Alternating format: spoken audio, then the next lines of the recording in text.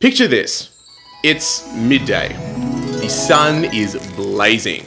There is not a cloud in sight. If you're a photographer, this is nightmare fuel. Harsh shadows, blown highlights, ruined shots.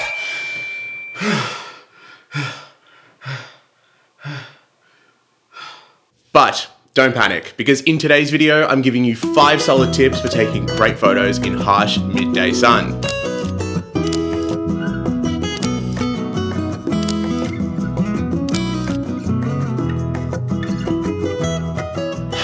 Damn, Paros is stunning, right? So I was actually planning to film the rest of this video there, but I unfortunately forgot my lapel mic, and trust me, raw iPhone audio plus a windy street is not great. I'm currently on the Greek island of Paros. So to not subject you to the horrors of shit sound quality, I'm going to film this video at home with a good microphone. But don't worry, because I'll overlay lots of beautiful B-roll from Greece, so you won't even know that you're back in a grey Melbourne. But before we get started, be sure to subscribe to see more great photography content. So starting this off with tip number 1 is to focus on the shadows. So usually in photography, we try to avoid harsh shadows, especially when we take portraits, but sometimes they can actually make the shot. And in Paros, I wasn't just photographing subjects, I was chasing the shadows that they left behind. Things like railings, clotheslines, textured walls, all casting super bold and graphic shapes that gave the images depth and character. And while I understand that it's going to be hard to take a bad photo in such a beautiful location, I still believe that these tips will work great in less picturesque locations. Just try it for yourself. Now for tip number 2. Is to use a diffusion filter. So in Mykonos, I shot with my Lumix S9 and a Glimmerglass 1 filter. I figured I'd change it up from just using the ZF all the time, and I normally would only use that setup for video, but the results were incredible. I mean, the filter took the edge off of that harsh light, and even with that kit 20-60, the images were just beautiful. They had this really soft, glowy feel. It almost had this like real dreamy look to it. But it wasn't quite as harsh as something like a Black Pro Mist. So when it comes to diffusion filters, the Tiffen Glimmerglass one, if you go back and watch any of my videos from early on, I've always talked about how great this filter is. I always love it. I'm currently using it to film me right now. It's always on my camera when I'm filming any kind of video. But I don't really use it much for photography anymore. But what I noticed was that afterwards, I was actually a little bit sad looking through those S9 photos, because I'd been shooting on my ZF without the filter earlier in the week. And I mean, you can't exactly like go back and add a filter onto photos you've already taken. Or can you? So it turns out that you can actually replicate the Glimmerglass effect in Lightroom. Let me show you real quick. Now, emulating the Glimmerglass look is actually a lot easier than it seems. Here we have 2 photos. This one has no filter, and this one has the filter. So as you can see, the filter does give it a little bit more of a subdued look. Here's another shot as well. So this one is without the filter, and this is with the filter. So as you can see, the filter just kind of takes a little bit of the edge off. So in order to be able to replicate this look, we'll just go to this photo of Rebecca here. What we need to do, I'll put this in the description, just so that it's a little bit easier for you guys to follow along. But firstly, we're going to go into the contrast tab, and I'm going to reduce this down to about -5 to -10. Now, the great thing about doing this versus using a filter is that we can obviously tweak this to be however we want. So if you want it to be a little bit less diffused, you can do that. If you want more diffusion, you can do that as well. So lower the contrast, then we go into the highlights, and we're going to drop them slightly to about -10 to -20. So we'll just go for the extreme end here. Then the shadows, we want to lift those ever so slightly, so around +10 to +20. And then we want to bring the whites down as well. So the whites down to about -10. And then the blacks, we want to raise those up to about +5 to +10. And that gives us a nice sort of dreamy, faded feel. Then we're going to go over here to the tone curve, and we're going to just raise the shadows. So we're going to use the bottom point here, and we're just going to raise this ever so slightly. So probably just a little bit. Again, up to personal preference, how much you want to make it faded. +25 is probably okay. And then we're going to raise the mid-tones up a little bit. So just around about here, we're going to raise them up slightly just to give us a bit of a haze. And then what we can actually do is we can do a slight S-curve as well. So bring the shadows down here just a little bit if we want to get a little bit more contrast in. We go to the presence tab here, and we're going to just reduce the clarity to about -10 to -20. And then we're going to reduce the texture as well. So the texture down to about -5, -10. We're going to give a slight negative on the dehaze value as well. So about -5 on the dehaze as well.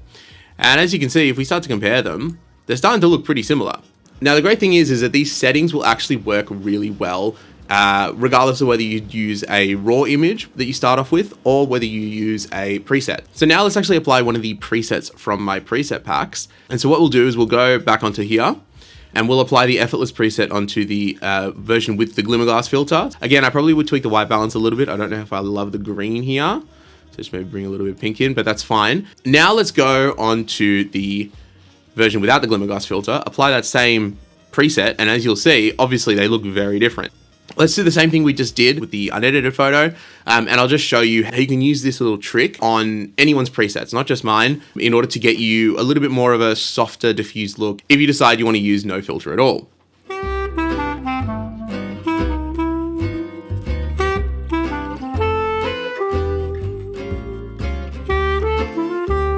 As you can see, they're starting to look, I mean, pretty damn similar. We'll raise the highlights a little bit as well, but that's a pretty big difference from what we had before. So again, if we go back to that's the regular filter that we had, and then this is the version with the little trick to make it look like a diffusion filter. So now what we'll do is we'll just go over here, we'll go develop, we'll create a new preset, and we'll just say effortless diffused. We'll uncheck the white balance one, of course, and then press create. And what I'm actually going to do is I'm going to add this diffused preset into the second preset pack. So everyone that buys the preset pack from today onwards will actually get the bonus diffused preset. And if you've purchased the pack in the past, just send me an email with your purchase confirmation, and I will send you out that updated preset for you to use as well. So the link is in the description, and every purchase helps to support me and this channel. Now for tip number 3, it's to use shade wisely. So unless you're literally in a desert, there is probably some shade nearby. If you position your subject in the shade, under a tree, by a wall, or say under a boat awning, you'll get softer, more flattering light instantly. Now, this seems fairly straightforward, but so often I see so many new photographers take photos of people standing outside in bright sun with the sun directly overhead, when there is a nice tree or a cover just a few steps beside them that they could position their subject under, and you get so much more flattering photos. And just as a bonus tip, using a fill flash is an excellent way of combating harsh shadows from the sun. And you can see the world of difference that a fill flash makes in these two photos. Remember, flash isn't just for use at night. Now, for tip number 4 is expose for the highlights. So modern digital cameras are great at recovering shadows, but once highlights are blown, they're gone. So if your camera has a highlight weighted metering mode, I know the ZF does, use it. If not, try spot metering on the brightest part of your scene and dial your exposure down until the details are preserved, as it is so much better to fix the shadows later than lose the sky completely. And finally, for the last tip, when all else fails, go black and white. Now, bright midday sun creates strong contrast, and that contrast can look amazing in monochrome.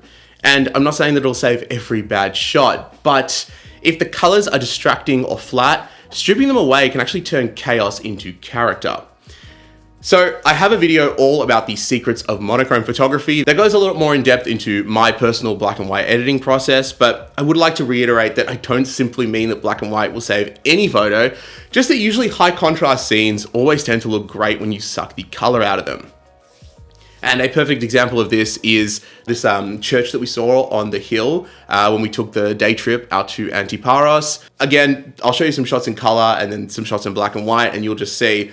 Personally, I felt like the color ones, the church kind of got lost in the background because everything's so blue and white and it all kind of looks very similar. But when you make it black and white, the church just stands out and it looks so much more intense and so much more like purposeful as well. So like I said, black and white is always a really good way to go, especially with high contrast like harsh midday sun typically tends to give you. And that is all for today. So I hope these tips were helpful to you guys. Let me know in the comments what you guys thought, and if you guys have any of your own tips for shooting in harsh midday sun, because I would love to hear about them. Thank you so much for watching. I'll see you guys next week, and have a great day.